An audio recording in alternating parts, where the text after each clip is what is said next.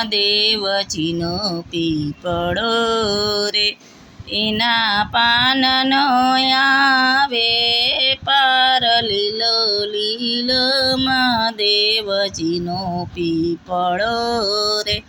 સતી કહે ભોળાનાથ સાંભળો રે, તમારા પીપળાના કાંઈ નહીં માન લીલો લીલો મહાદેવજીનો પીપળો રે।